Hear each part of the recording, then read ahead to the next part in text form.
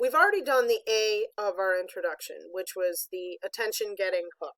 And for our attention getting hook, we used a quotation from the slide deck, and we introduced it. And at this point, it should be as your first sentence of the essay in Office. I should have written it in Office 365. Now we're moving on to the second piece of the introduction.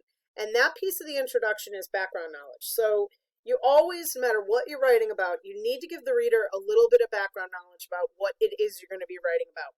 You need to give them that background knowledge because if they don't have it, they won't be able to understand what you're saying in your paper. So in this case, you can't assume that your reader read the story 11 or that they read the poem On Turning 10.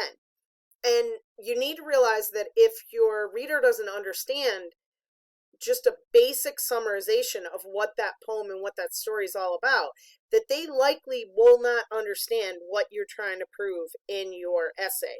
So you need to give some background knowledge. So when I teach my students how to give background knowledge about texts, what I always teach my students to do is to focus on the 5 W's, which are pretty basic.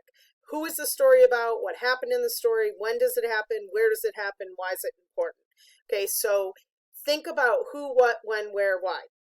And in your introduction, or in your background knowledge, I should say, which is in your introduction, you need to put this all together.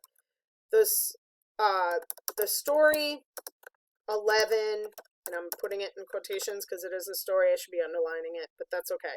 The story 11 is about a girl named Rachel who goes to school and on her 11th birthday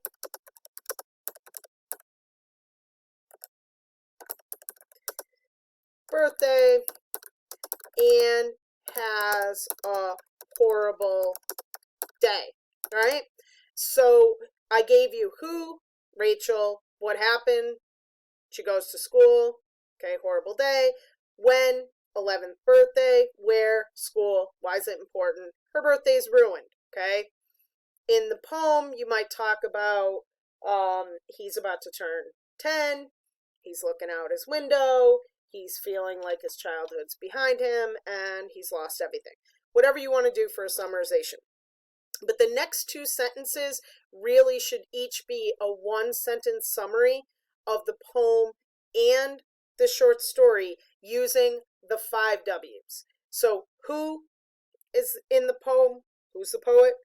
What happens? When does it happen? Where does it happen? Why does it happen?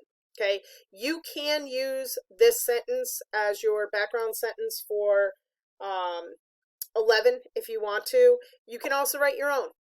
It doesn't matter. But the next 2 sentences of your essay, you're going to go back into Office 365 and you're going to give me a background sentence that answers the 5 W questions: who, what, when, where, why.